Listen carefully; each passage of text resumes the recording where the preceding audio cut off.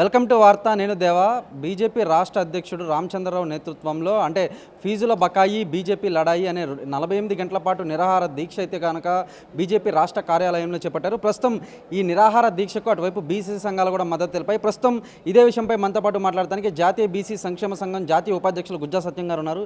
చెప్పండి sir, BC సంఘాలన్నీ కూడా ఈ రామచంద్రరావు చేపట్టినటువంటి నిరాహార దీక్షకు మద్దతు తెలిపాయి, ఎందుకంటారు?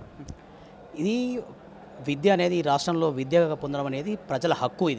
ఇదేదో భిక్షమడడం కాదు, మాకేదో ఫేవరెట్ చేస్తున్నడం కాదు. అందులోనూ కామారెడ్డి డిక్లరేషన్లో స్పష్టంగా కాంగ్రెస్ ప్రభుత్వం మేము అధికారంలోకి వస్తే వెంటనే ఫీజు బకాయిలన్నీ చెల్లిస్తాం, బకాయిలన్నీ కూడా క్రమం తప్పకుండా చెల్లిస్తామన్న వాగ్దానాన్ని ఇచ్చి ఈ రాష్ట్రంలో అధికారంలోకి వచ్చింది. అధికారంలోకి వచ్చిన వెంటనే దానికి సంబంధించి ఇప్పటివరకు 3 సంవత్సరాలు గడుస్తున్నాయి. 3 సంవత్సరాల్లో సంవత్సరానికి దాదాపుగా 2,500 కోట్లు చెల్లించాల్సిన అవసరం ఉండే. ఇప్పటివరకు 7,500 కోట్లు క్లియర్ చేయాల్సింది ఉండే. అలాగే పాత బకాయిలు ఒక 2,000 కోట్లు పాత బకాయిలు ఉండే. ఈరోజు రాష్ట్రంలో మొత్తం 10,000 కోట్ల బకాయిలు పేరుకున్నాయి. మొత్తం ఈ 3 సంవత్సరాల పేరు మీద ఈయన చెల్లించింది 500 కోట్లు. ఈ 500 కోట్లకు కష్టాలు పెట్టి రోడ్లను 15 లక్షల మంది విద్యార్థులను, ఈ రాష్ట్రంలో ఉన్న ఉద్యమ సంస్థలను, విద్యార్థి సంస్థలను, విద్యార్థులంతా రోడ్డెక్కి నానా గగ్గోలు పెడితే 500 కోట్లు రిలీజ్ చేసిండు. మరి మేము అడుగుతున్నాం, 12 లక్షల కోట్లు బడ్జెట్ ఖర్చు పెట్టారు. ఇప్పటివరకు 4 లక్షల కోట్లు దాదాపుగా అప్పులు తీసుకొచ్చారు. మరి ఈ 14 లక్షల కోట్లు ఇప్పటివరకు ఖర్చు పెట్టి మీరు ఒక సంవత్సరంలో 15 లక్షల మంది విద్యార్థులు చదువుకునే విద్యకి, రాష్ట్రంలో విద్యకి 2,000 కోట్లు ఖర్చు చేయలేని దురవస్థలో ఉన్నారని చెప్పేసి ఈ వేదిక ద్వారా మేము అడుగుతున్నాం. అంటే ఇక్కడ 3.5 లక్షల కోట్ల బడ్జెట్ ఉన్నప్పుడు దాంట్లో 2,000 కోట్లు ఖర్చు పెట్టడం అనేది అసలు విషయమే కాదు. కానీ ఎక్కడ బీసీ విద్యార్థులు చదువుకుంటే, చైతన్యం పొందితే రాజ్యాధికారంలో భాగం అడుగుతున్న కుట్రలో భాగంగా ఆధిపత్య కులాల చేతుల్లో ఉన్న పార్టీలు అయితేనేమి, ఆధిపత్య కులాల చేతుల్లో ఉన్న ప్రభుత్వాలు అయితేనేమి, ఇవి విద్యార్థులకు చదువు దూరం చేయాలన్న కుట్రలో భాగంగా 3 సంవత్సరాలుగా విద్యార్థులను అష్టకష్టాలు పెడుతున్న పరిస్థితి. మేము ఒకటే అడుగుతున్నాం, రేవంత్ రెడ్డి గారు ఈ వేదిక ద్వారా మిమ్మల్ని ఏ ప్రజా సంఘాలు అడిగినాయని చెప్పి 1,50,000 కోట్లు పెట్టి మూసి సుందరీకరణ చేస్తా అని చెప్తున్నారు. ఏ ప్రజా సంఘాలు ఉద్యమించినాయని చెప్పి 4th సిటీ చేస్తున్నామంటున్నారు. మీ రియల్ ఎస్టేట్ కంపెనీల కొరకు, మీ కాంట్రాక్ట్ల కొరకు, మీ కమిషన్ల కొరకు విద్యార్థుల భవిష్యత్తును నాశనం చేస్తారా? ఈ హక్కు ఎవరిచ్చారు మీకు? ఇట్లా భవిష్యత్తు నాశనం చేసే హక్కు ఎవరిది? ఇది 2008లో బడుగు బలహీన వర్గాలు చదువుకుంటే తప్ప వాళ్ళలో చైతన్యం రాదు, చదువు ఇప్పించాలన్న ఉద్దేశంతో ఆనాడు పోరాటం చేసి ఆర్ కృష్ణన్న గారు 2008లో ఈ స్కీమ్ని ఈ రాష్ట్రంలో ఇంప్లిమెంట్ చేయించడం జరిగింది. ఇది ఈ రాష్ట్రంలో ఎక్కడ కూడా ఇలాంటి పథకం లేదు. ఉమ్మడి తెలుగు రాష్ట్రాల్లో మాత్రమే ఈ పథకం అమల్లో ఉంది. మరి అలాంటి పథకానికి ఇప్పటి వరకు 1,80,00,000 మంది ప్రయోజనం పొంది ఈ రాష్ట్రంలో మొదటి తరం ఇంజనీర్లుగా, డాక్టర్లుగా అద్భుతమైన సామాజిక చైతన్యానికి నాంది పలికిన పథకం. మరి ఇలాంటి పథకాన్ని మీరు ఎందుకు నీరుగార్చాలని చూస్తున్నారు? మీకు 2,000 కోట్లు కరువైనాయా? మీరు తెచ్చే లక్షల కోట్ల అప్పులలో మా బడుగు బలహీన వర్గాల పిల్లలు చదువుకునే చదువుకు మీరు పెట్టే ఖర్చు 2,000 కోట్లు మాత్రమే మీకు తక్కువైనాయని చెప్పి ఈ వేదిక ద్వారా ప్రశ్నిస్తున్నాం.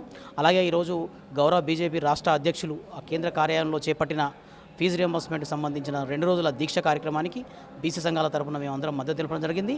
మేము అన్ని ప్రతిపక్షాలను కలుపుకొని, ప్రజా సంఘాలను కలుపుకొని, విద్యార్థి సంఘాలతో కలుపుకొని ఈ ప్రభుత్వంపై సుదీర్ఘకాలంగా ఫీజు రియంబర్స్మెంట్ బకాయిలు విడుదల చేసేంత వరకు, ఈ రాష్ట్రంలో గురుకులాలలో, హాస్టళ్లలో వసతులు మెరుగుపడేంత వరకు కూడా ఈ పోరాటాన్ని ఇట్లే కొనసాగిస్తామని తెలియజేస్తున్నాం.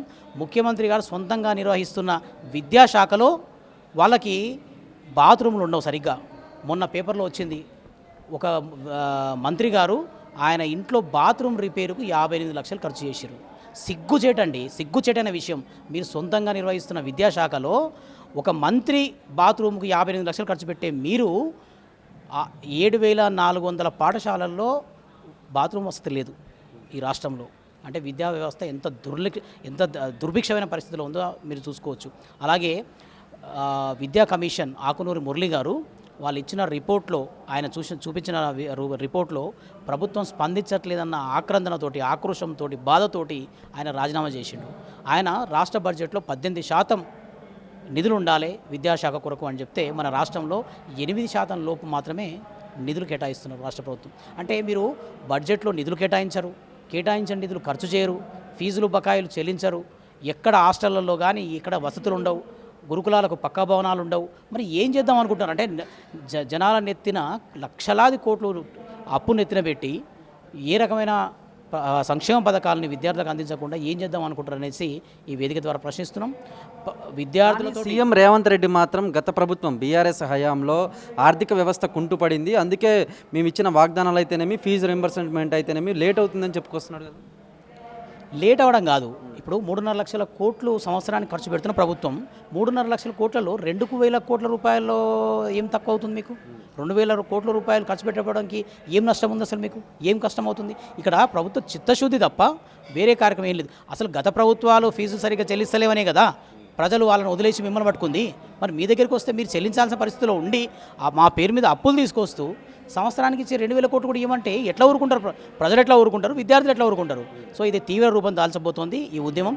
సో విద్యార్థుల ఆగ్రహానికి గురిగాక ముందుకే రాష్ట్ర ప్రభుత్వం తేరుకొని రావాల్సిన బకాయిలు ఎట్లా చెల్లిస్తారో కోర్టు ద్వారా స్పష్టంగా క్లియర్గా తెలియజేయాలని చెప్పి వీలైనంత తొందరగా పాత బకాయిలను కూడా రిలీజ్ చేయాలని చెప్పేసి మీ వేదిక ద్వారా రాష్ట్ర ప్రభుత్వాన్ని కోరుతున్నాం. కానీ విద్యా వ్యవస్థ తన దగ్గర పెట్టుకోవడం వల్ల విద్యార్థులకు నేరుగా న్యాయం జరుగుతుందని, మధ్యలో ఏ ఒక్క మంత్రిని పెట్టినా కూడా తనపై మన నమ్మకం లేకే స్వయంగా నా దగ్గరే విద్యా వ్యవస్థను పెట్టుకున్నాను.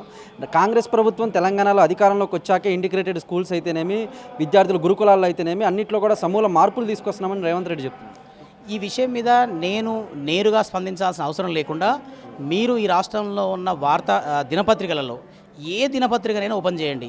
ఏ దినపత్రికైనా ఏ రోజైనా సరే విషాహారం తిని హాస్పిటల్ పాలైన హాస్టల్ విద్యార్థులు అన్న వార్త లేని రోజు ఎక్కడన్నా ఉందా? అంటే దీనికి మా దగ్గర నుంచి ఆన్సర్ కాదు.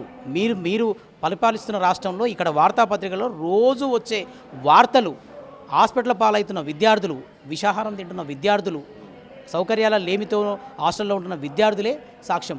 దానికి విద్యాశాఖను ముఖ్యమంత్రి నిర్వహిస్తే ఇంకా అద్భుతాలు జరుగుతాయని ఆశపడ్డాం మేము. కానీ మా పరిస్థితి ఇప్పుడు ఎట్లా ఉందంటే ఈ రాష్ట్రంలో ఉన్న విద్యార్థుల పరిస్థితి పెనంలోంచి పొయ్యిలో పడ్డట్టు ఉంది. అంటే అటు శాఖను పట్టించుకునే పరిస్థితులు లేవు, నిధులు కేటాయించే పరిస్థితులు లేవు. పోనీ ప్రజా సంఘాలు ఇంతగా ఉద్యమిస్తున్నాయి అని ఆ సమస్య పైన దృష్టి పెట్టేంత తీరిక ముఖ్యమంత్రి గారు లేరు. ముఖ్యమంత్రి గారు మొన్న విదేశీ పర్యటనకు పోయారు. దేనికయ్యా అంటే విదేశాల్లో ఉన్న విదేశీ యూనివర్సిటీల విద్యను ఈ రాష్ట్రంలో అందించడానికి పోయినామని చెప్పారు. చాలా గొప్ప విషయం, చాలా మంచి పని చేస్తారు. కానీ ఇక్కడ ఉన్న ఈ రాష్ట్ర విద్యార్థులు ఏం పాపం చేశారు? హాస్టల్లో చదువుకున్న విద్యార్థులు ఏం పాపం చేశారు? 15 లక్షల మంది విద్యార్థులు మీరు ఫీజు రియంబర్స్మెంట్ ఇవ్వకపోవడం వల్ల సర్టిఫికేట్లు చేతికి రాక ఉన్న అప్పులు తెచ్చి ఫీజులు కట్టలేక అటు కాలేజీలు ఇబ్బందులు పడుతున్నాయి, ఇటు విద్యార్థులు ఇబ్బంది పడుతున్నారు. ఇంతమంది ఇబ్బంది పెట్టి మీరు ఏం బాగుకుంటారు? ఎంత మిగుల్చుకుంటారు? అంటే ఇదంతా కూడా చైతన్యం పొందిన బడుగు బలహీన వర్గాలు రాజ్యాధికారం వైపు ఎక్కడొస్తాయో అన్న కుట్రలో భాగంగానే ఇలాంటి పథకాలు జరుగుతున్నాయి. ఇప్పటికైనా కళ్ళు తెరిచి ఈ నిధులను విడుదల చేసి తక్షణమే ఈ సమస్యను పరిష్కారం చూపించాలని చెప్పి కోరుతున్నాం. ఫైనల్గా ఫీజుల బకాయి, బీజేపీ లడాయి, నిరాహార దీక్షకు సంబంధించి బీసీ సంఘాలు మద్దతు తెలిపాయి. ఒకవేళ ఇప్పటికైనా సరే ఫీజు రీయింబర్స్మెంట్ చేయకపోతే తదుపరి భవిష్యత్ కార్యాచరణ ఏ విధంగా ఉండబోతుంది? ఆర్ కృష్ణన్న గారు గత 3 సంవత్సరాలుగా ఈ ప్రభుత్వం ఏర్పడినప్పటి నుంచి తరచుగా కంటిన్యూగా ఆయన ఫీజు బకాయిలు రిలీజ్ చేయమని చెప్పేసి వివిధ మార్గాలలో ప్రభుత్వం పైన ఒత్తిడి తీసుకొస్తున్నారు.